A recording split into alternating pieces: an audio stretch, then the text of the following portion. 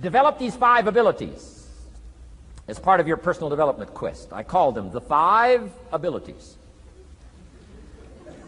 Here's the first one. Develop the ability to absorb.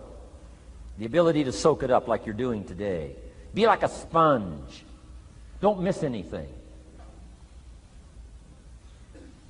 And not just the words. It's true, don't miss the words, but don't miss the atmosphere. Don't miss the color. Don't miss the scenario. Don't miss what's going on. Most people are just trying to get through the day. Here's what I want you to be committed to do.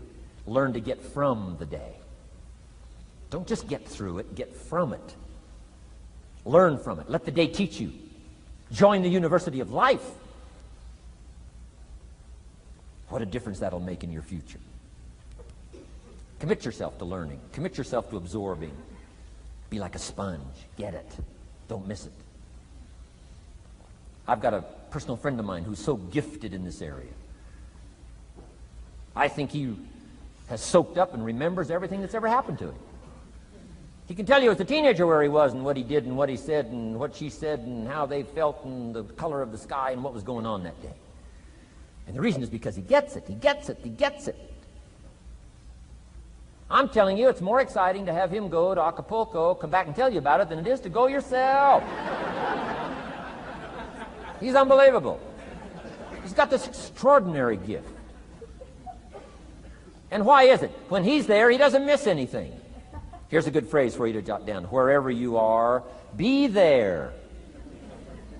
Be there to absorb it up. Be there to soak it up. Take a picture if you can.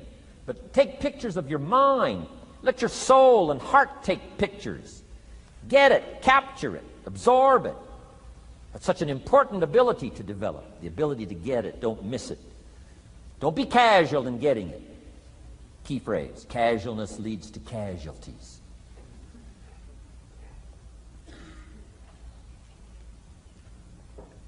Second, learn to respond. The ability to respond means let life touch you. Don't let it kill you, but let it touch you. Let sad things make you sad. Let happy things make you happy. I'm telling you, give in to the emotion. Let the emotion strike you, not just the words, not just the image. Let the feeling strike you. Let the emotion strike you. Here's what's important. Our emotions need to be as educated as our intellect. Our emotions need to be educated as well as our intellect. It's important to know how to feel. It's important to know how to respond. It's important to let life in. Let it touch you.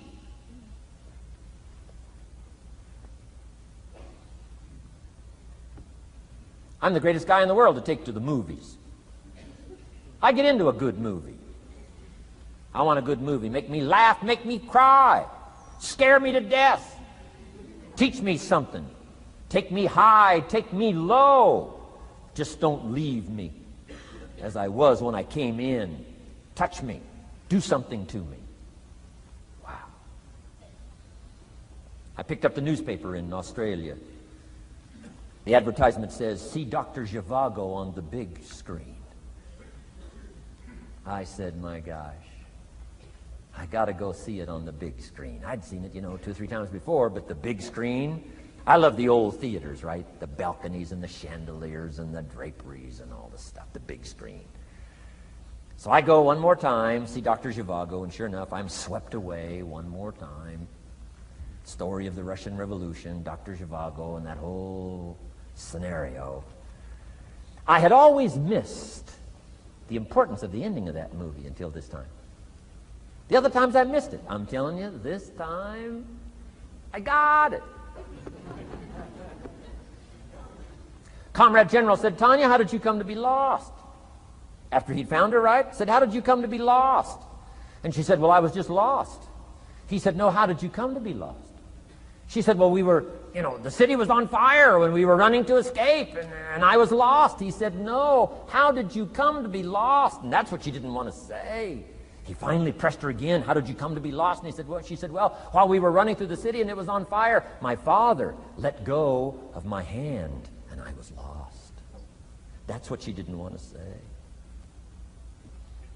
Comrade General said, Tanya, that's what I've been trying to tell you.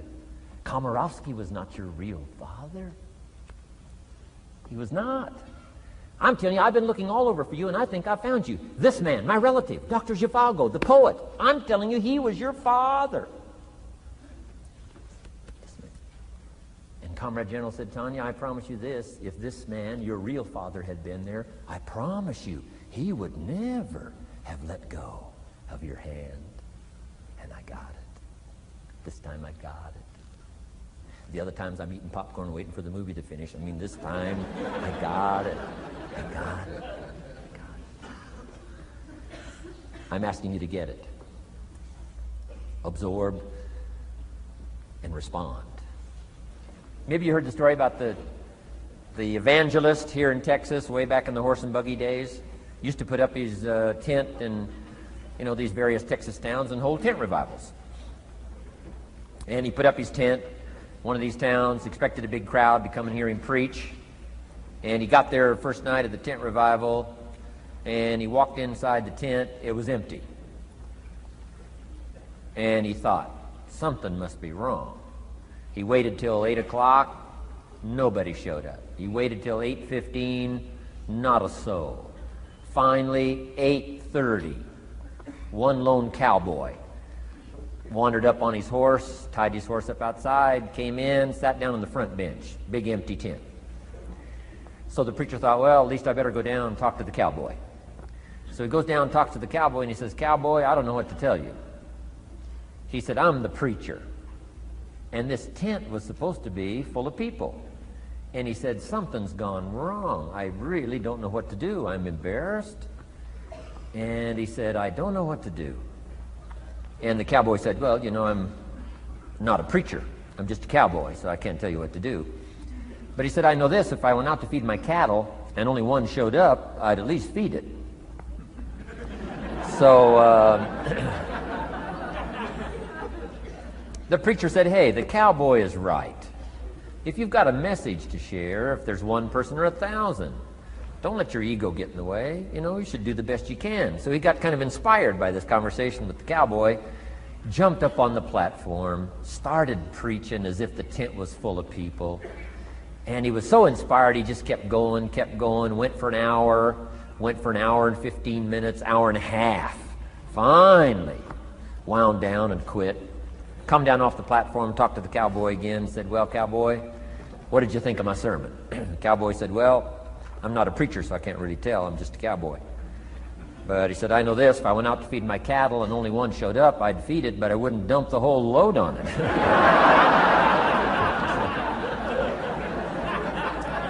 So, if it seems like we're dumping the whole load here today, I guess we really are. But you guys are working hard. Does anybody have 4 pages of notes? Oh, wonderful, wonderful. My job, I'm getting it done. Wonderful. We should give a prize one of these days for the most notes. Fantastic. I congratulate you. You're working as hard as I am. I appreciate that. Okay, we got some more work to do, so let's go to work. Everybody's okay? Say, I'm okay. All right. I'd love to take you with me as my traveling audience. Wow. We've covered the first 2 abilities in the personal development quest. One is the ability to absorb, don't miss anything, pay attention. Good watchword for the 90s, pay attention. Things are moving so fast these days, you got to pay attention, pick it up, soak up the colors, soak up the sounds, soak up what's going on. Second, respond, let life touch you. Let the emotions affect you as well as the sights. Now here's the third ability. Develop the ability to reflect. Reflect means go back over. Study it again. Go back over these notes that you're taking today. Go back through the cassettes one more time. Read the text one more time. But there's more to it than that. Go back over your day. I call it run the tapes again, so that the day locks in firmly. Here's some good times to reflect. 1, at the end of the day. Take a few minutes at the end of the day. Go back over the day. Who'd you see and what'd they say and what happened? How'd you feel? What went on? So that you capture that day. A day is a piece of the mosaic of your life. Number one, don't treat it casual. Number two, get from the day. And then number three, go back over the day so that it locks in that experience, the knowledge, the sights, the sounds, the panorama, the color, motion picture of the day. Just lock it in so that it will serve you for the future, having that day, not missing it. Next, take a few hours at the end of the week, called time to reflect. Go back over your day timer, go back over your calendar, go back over your appointment book. Where did you go and who did you see and how did it feel and what went on? Capture that week. A week is a pretty good chunk of time. Next, take half a day at the end of the month, called time to reflect.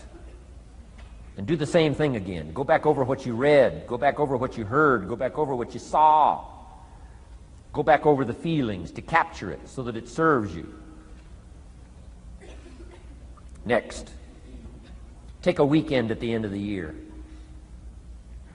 to establish this year now firmly in your consciousness, firmly in your experience bank, so that you've got it, so that it never disappears. Good ability to acquire, the ability to reflect. Go back over. Remember. Remember. Remember. It's so valuable to be able to remember the thought, remember the idea, remember the experience, remember the occasion, remember the day, remember the weather, remember the emotion, remember the complexity, remember the highs, remember the lows. So valuable at the end of the day. Lock that day in. Lock the month in. Lock the week in. Lock the year in. Old Testament says a unique scenario unfolded according to the law, and that was they worked 9 years, and the 10th year was a sabbatical. The 10th year, work 9, take the 10th year, and not just to relax, not just to replenish, not maybe just to get physically in shape. Change of pace, we call it in the modern society, but not just for that. I'm sure that in ancient days, that sabbatical was to go over the last 9 years, what went right and what went wrong, and what worked well and what didn't work well.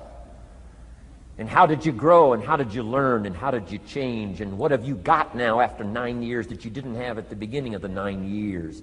See, that's so valuable, a sabbatical, some time. There's also something to be said for solitude when you reflect. Sometimes you can reflect with somebody. Husband and wife reflect on the past year, right? Parents reflect with their children on the past year. How did we do it, and how didn't we do it, and how could we improve? Colleagues can reflect with each other. But now here's one of the most important. You've got to learn to reflect with yourself. There's something to be said for solitude. There's something to be said for taking those occasions to shut out the world and shut out everything else for a while. I've got a motorhome. That's how I do it. With my motorcycle on the back. And I head for the mountains and ride the Jeep trails, where there's very few human beings on the Jeep trails, or out in the desert somewhere. It's called my time to get away. When you live a very public life, you treasure solitude.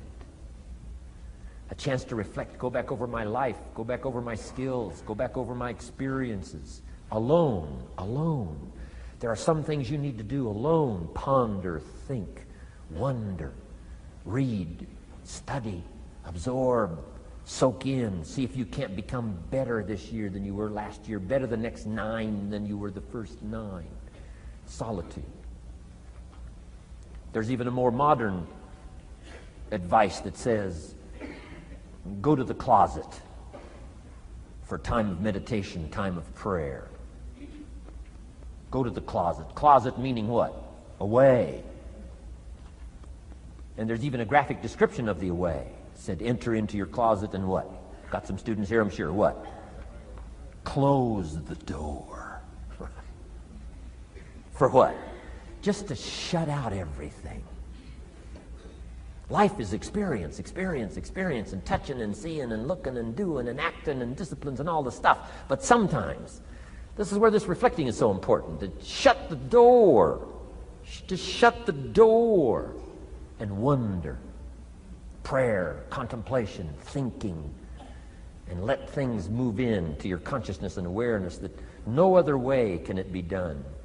Right? Flying down the freeway, I'm telling you, it's difficult to get through. So many things to do, it's difficult to get through. But times of solitude, times to reflect. So this is so valuable, learn to reflect. Now here's why it's important to reflect.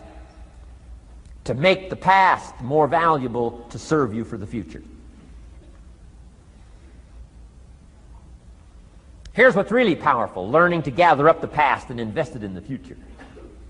Gather up today and invest it in tomorrow. Gather up this week and invest it in the next week. Gather up this year and invest it in the next year.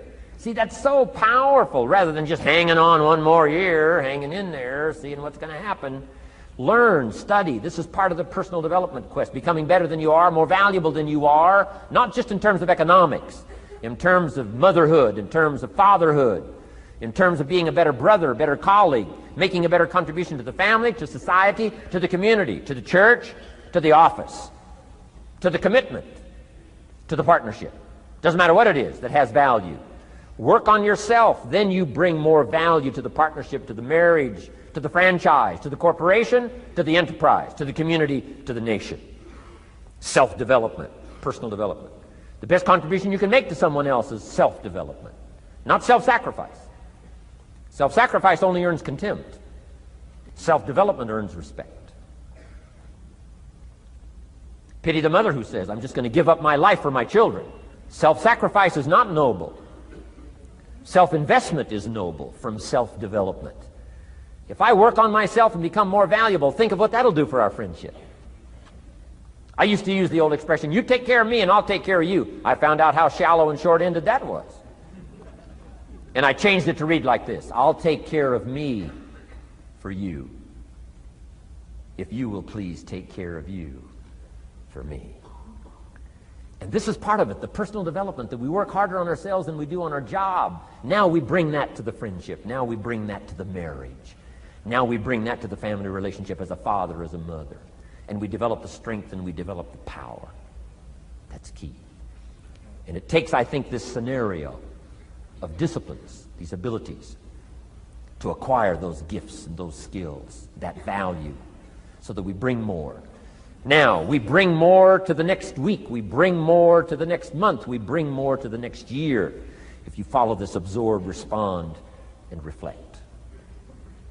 I said to my father when he was about to turn 76, his 76th birthday, I said, dear father of mine, can you imagine what it's going to be like to gather up the last 75 years of your life and invest them in your 76th year?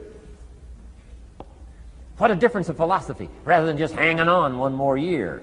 Gather up 75 and invest them in the next one. Gather up the last 6 years and invest it in the next year. See, that's so powerful in communication, which we're going to study soon. So powerful.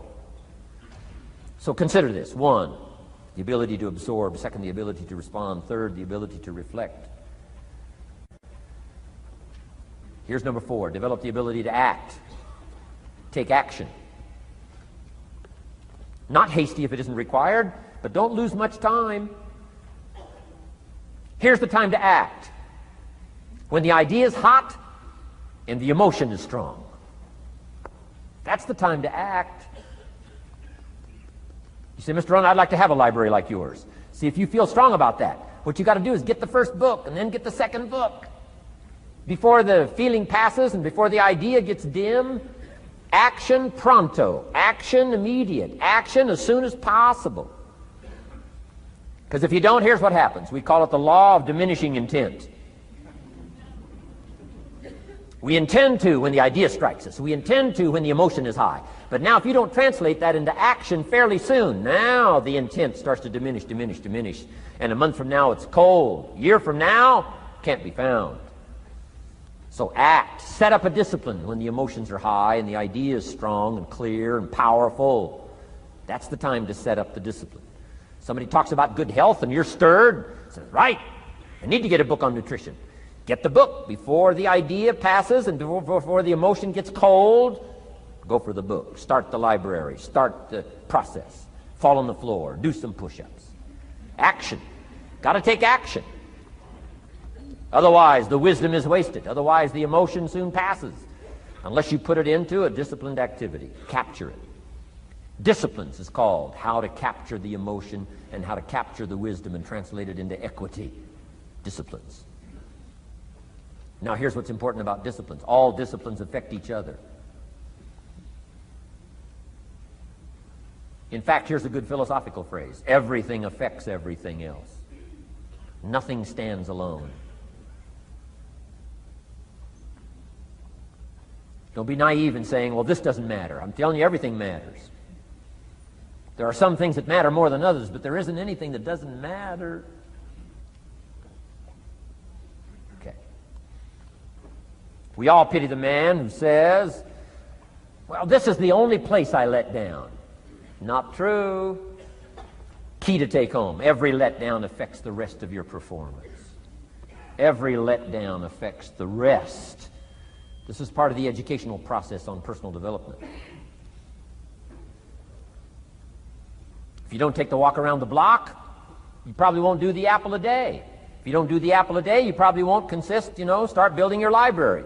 If you don't build your library, you probably won't keep a journal, and you won't take pictures, and then you won't do this, you won't do wise things with your money, won't do wise things with your time, won't do wise things with your possibilities and relationships, and the first thing you know, 6 years of that accumulated, and we say you have messed up. So the whole key to reversing that process now is to start picking up these disciplines. Now here's the positive side. Every new discipline affects the rest of your disciplines. Every new one affects the rest. That's why action is so important. The least action, the smallest action. Take it. Because when you start accomplishing and the value starts to return from that one action, it'll inspire you to do the next one and the next one and the next one. You start walking around the block, it'll inspire you to get an apple. Get an apple, it'll inspire you to get a book. Get a book, it'll inspire you to get a journal. Get a journal, it'll inspire you to grow, develop some skills. All disciplines affect each other. Every lack affects the rest. Every new affects the rest. The key is to diminish the lack and set up the new. And you've started a whole new life process. Key. Also, one more thought on discipline. Here's the greatest value of discipline. Self-worth. Self-esteem. People are teaching self-esteem these days, but they don't connect it to disciplines. The least lack of discipline, and it starts to erode our psyche. One of the greatest temptations is to just ease up a little bit. Right? The slightest lack of doing your best starts to erode the psyche. Instead of doing your best, doing just a little less than your best. Sure enough. You say, well, it's just going to affect my sales. No, it's going to affect your consciousness. It's going to affect your philosophy. Now you've begun in the slightest way to affect your own philosophy. Here's the problem with the least neglect. Neglect starts as an infection. And if you don't take care of it, it becomes a disease. And one neglect leads to another. And the worst of all, when neglect starts, it diminishes our self-worth, our self-confidence, our self-value. You say, well, how can I get back my self-respect? I'm telling you, you don't have to go to 29 classes. All you have to do is start the smallest discipline that now corresponds to your own philosophy, like I should, and I could, and I will. No longer will I let neglect stack up on me so that I will have the sorry scenario 6 years from now, giving some excuse instead of celebrating my progress. That's the key to discipline. Okay? Let's get kids involved in the least of disciplines. One more, and then one more, and then another one, and then another one, and then some more. And the first thing you know, you're starting to weave the tapestry of a disciplined life into which you can pour more wisdom and more attitude and more strong feeling, more faith and more courage. Now you've got something, a vessel in which to put it. And now the equities start to flow. And the early return, I'm telling you, if you'll start this process, the early return will have you so excited. You'll commit yourself to this strategy for the rest of your life. You'll never go back to the old ways. Join a new crowd. Join a new group. The disciplines to do it. Take action. I recommended the last time I was here the little book, Richest Man in Babylon, and I said I've lectured now to over 3 million people in the last 33 years, and I've recommended this little book to almost all of them, I think. Guess how many have actually gone and got this little book? Answer, very few. My best guess is 10%. Such an easy thing to do. In that last seminar, right, I suggested this little book, number one, is easy to find. Number two, it's easy to buy. The most you can pay for it, $6, $7, $8. You can borrow that from your kids. And number three, it's easy to read. It's in story form. That's why I use it for teenagers, teaching them how to be rich by 40, 35, if you're extra bright, much sooner, if you find a unique opportunity. But if it's easy to find and easy to buy, and if it's easy to read, why wouldn't everybody go get it? We don't know. What do you know? You don't know. I don't know. Nobody knows. Here's how profound it is. Some do and some don't. Now here's the numbers. About 10% do. 90% don't or won't. And we don't know the mystery of that. And I'm telling you, 10 years from now, those numbers will still be the same. 10% will, 90% won't. The numbers don't change. Only the faces change. You're looking at one of the faces.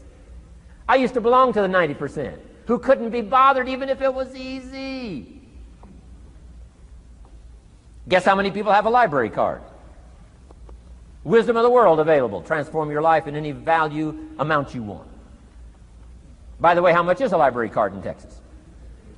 Free. Here's what free is. Easy. I mean, it can't be any easier than free.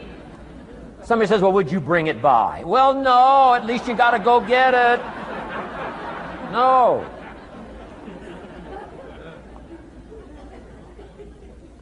Wisdom of the world available. Transform your life spiritually, socially, personally, economically, and every other way.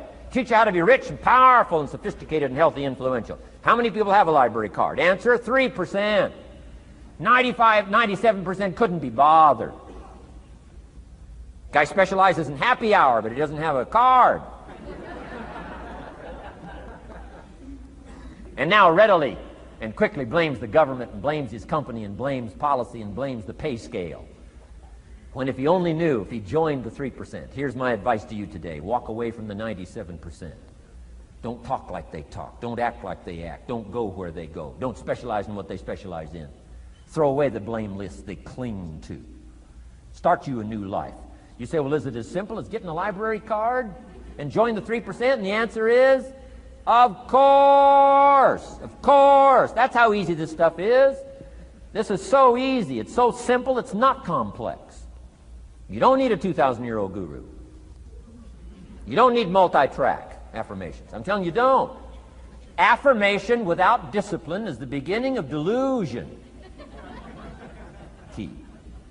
Don't let somebody sweep you into some contrary way to nature itself says, unless you labor. The miracle of the seed and the soil and the seasons and God and all the other stuff that's available, sunshine and rain, that's not available to you by affirmation. It is only available to you by labor. So labor well. Okay. Learn well. Discipline yourself well. And you can have all the treasures you want. This stuff's easy and simple. It's not ocean waves and seagulls. You don't have to move to Sedona where all the force fields come together in Arizona.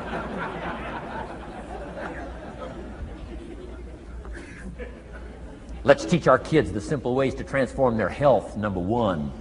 Their economics, number two. Their ability to communicate, number three. Their life and treasure and lifestyle, number four. Spirituality, number five. And the list goes on and on. Let's not leave out any of the least of disciplines that encourage us to do the next one, to do the next one, to do the next one. First thing you know, this whole scenario for you is spinning up instead of out of control on the negative side. This is all you got to do. It's as simple as this. It's as simple as a start, committing yourself to life change. And once you start down this road, I promise you, you'll join the 10% and the 3%. We're going to talk financial independence in just a little while. Guess how many people can retire from the income of their own personal resources when it comes time to retire? Answer, 5%. In the most independent country in the world, 95% are dependent, 5% are independent. Take charge of your own retirement. I'm telling you, if you take charge of your own retirement through personal development and all these skills we've taught today, plus what's coming up, financial independence, I'm telling you, take charge of your own retirement, you can multiply it at least by 5, maybe by 10, maybe by 20, maybe by 100. Let the government take care of it, some company take care of it, you got to divide by 5. Take charge of your own life, take charge of your own day, take charge of your own conversation, take charge of your own family, take charge of your own possibilities. And learn these skills, develop this kind of strategy, and I'm telling you, life will open up for you. Join the 3%. Join the 10%. Join the 5%. Walk away from the 95%. In our Leadership Weekend we teach, find out what poor people read and don't read it.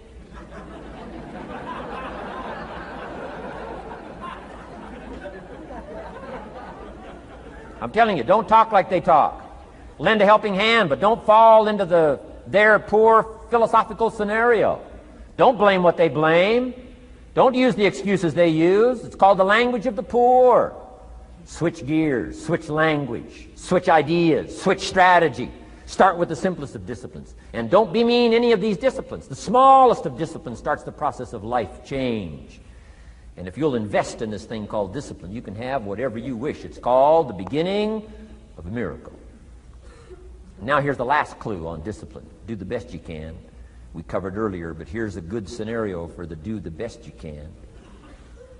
I've got a good question for you. Is the best you can do all you can do? And the answer is no. Strangely enough. If we all fell on the floor right now and did as many push-ups as we possibly could, and let's say for some reason you haven't been into push-ups lately, I can't imagine why, but let's say, and let's say the best you can do is 5. And you look up at the rest of us and say, hey, 5 is the best I can do. We can tell by the look on your face that's probably true. 5 is the best you can do. Now, is 5 all you can do? The answer is no. If you rest a little, you can do 5 more. Wow. And if you rest a little, you can do 5 more. And if you rest a little, you can do 15 more. How did we get from 5 to 15? It's a miracle.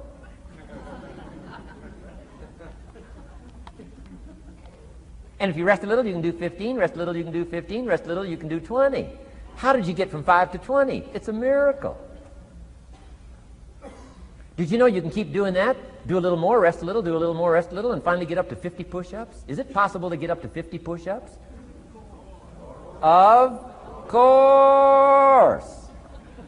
How do you go from 5 to 50? It's a miracle.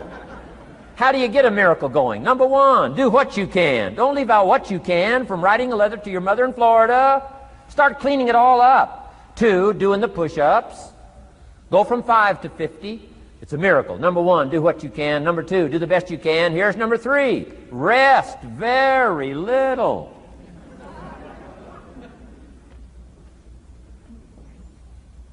Don't rest too long. Why? The weeds take the garden. Kids have got that figured out. You can't rest too long. Here's the clue. Make rest a necessity, not an objective. The objective of life is not to rest. The objective of life is to act. Think of more disciplines. Think of more ways and means in which to use your own wisdom and your own philosophy, and use your own attitude, your own faith, your own courage, your own commitment, your own desires, your own excitement. Invest it, invest it, invest it, invest it in discipline so that it's not wasted. The smallest of discipline. Thereby transform your life. Join the 5%, join the 10%, join the 3%. Guess when I went and got this little book, Richest Man in Babylon? The same day I heard about it. I went and got it. Somebody says, well, Mr. Rohn, does that make you different than most other people? And the answer is yes. Somebody says, well, why is that? We don't know. We don't know. What do you know? You don't know. I don't know. None of us knows. Some do and some don't. The numbers don't change. Only the faces change. from those who get in on a seminar like this, listen to a dynamic sermon, read a book, listen to some cassettes, take seriously the next conversation of a friend who wants to level with you, and do something about it. And you can walk away from the 97% and not live there anymore. Because if you don't, the next 6 years of your life will be like the last 6. Mr. Shove said to me, Mr. Rohn, 6 years now you've been working. I'm telling you, the next 6 years of your life is going to be like the last 6, unless you take advantage and start making these personal changes. I made the changes, totally revolutionized my life. So take a look at the next 5 years of your life. It's going to be like the last 5, unless you change. And if you will change, everything will change. Join the 5%. 10 years from now, the numbers are going to be the same. But I'm telling you, some faces in this audience can change and start showing up in the 3% crowd, in the 5% crowd, in the 10% crowd, and thereby dynamically affect your life and your future. Develop these strengths. Now here's the last ability. Develop the ability to share. Pass along to someone else. If you've picked up a good idea today, pass it along. Don't let it stay. Pass it along. A book, if you take one of these little books I've suggested home and it affects you, pass along. Say, hey, I found a book, really helped me. I found a book, got me thinking. I found a book, changed my health. I found a book, got me inspired. Pass it along, pass it along, pass it along. Here's what's exciting about sharing. If you share with 10 different people, they get to hear it once, you get to hear it 10 times. So it's probably going to do more for you than it is for them. But it's called what? Everybody wins. When somebody shares, everybody wins. Wow. Share your ideas, share your experiences, share your knowledge. You can have just as much pleasure as I do. I said, giving this seminar, this is one of my joys in life. Give a seminar like this, make the best investment I can of words and spirit and heart and soul and time, energy. I don't have to work this hard. But I gladly work this hard. Why? I want the return. Your words touch my life. See, that's heavyweight stuff. You can't buy it with money. But I'm telling you, you can get the same thing started by recommending a book. Somebody will read that book, and then they'll read another one, and they'll read another one, and they'll come to you someday and say, you got me started. That book you recommended turned my lights on, turned my mind around, got me thinking, got me pondering, and I've been on track ever since. You can get just as much praise as I do if you'll share. Share with your children. Share with your colleagues. Share with everybody that comes within your grasp. Share. Now here's what sharing does. Not only helps you, helps the person you share with. Here's what else it does. Makes you bigger than you are. If I had a glass of water up here and it was full, question, can that glass hold any more water? If it's full, if the glass is full, can it hold any more water? The answer is yes. But for it to hold more, you got to pour out what's already in. That's what I'm asking you to do. If you're full of ideas, if you're full of good things, I'm asking you to pour it out, pour it out, pour it out. Why? I'm telling you, more will be poured in, poured in, poured in. Next, when you do pour out, you become bigger. It's not like a glass that stays the same. Human beings have the ability to grow in consciousness and awareness and capacity. It's unlimited capacity. I found out kids don't lack capacity. In Europe, the kids speak what? 2, 3, 4, 5, 6 languages. When I grew up, my father spoke German, never taught me. My mother spoke French, never taught me. They were trying to get away from all the old world languages back then. Had no concept how valuable languages were going to be in the future. Just didn't know. So they abandoned the German, abandoned the French. I could have learned all 3 languages instead of just English. My girls went to school in Beverly Hills. They've turned that around. In first grade now in Beverly Hills school system, they offer 3 languages besides English. French and German, Spanish. Why? Because kids can learn 2 languages just as easy as 1. Question, how many languages can a child learn? Here's how many. As many as you'll take the time to teach them. They do not lack capacity. They only lack teachers. Wow. And I'm telling you the same thing is with you. You don't lack capacity. But here's how you expand your capacity. And that is to share what you've got. Now you get bigger. Share some more, and now you get bigger. I'm here for a very self-interest reason. If I share with you, my consciousness grows. If I share with you, I get to hear this again. Somebody asked me not long ago, said, Mr. Rohn, how are you doing with all this stuff? You get on everybody's case pretty hard. How are you doing with all this stuff you teach? I said, well, best I can share with you is this. Listen to me very carefully, but don't watch me too close. This stuff's easier to lecture on than it is to do. I understand that. I'm working on it just like you. But hey, pour out what you've got so that your capacity grows. Now, why should you want your capacity to grow? Very self-interest reason. Here it is. To hold more of the next experience.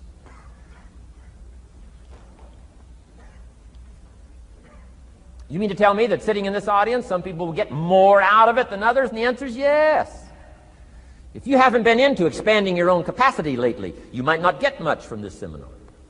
But if you've been into expanding your capacity, and you've been sharing, and you've been doing all this stuff, I'm telling you, no telling what all this could mean to you today, this chance to grow, change, develop, absorb, take in.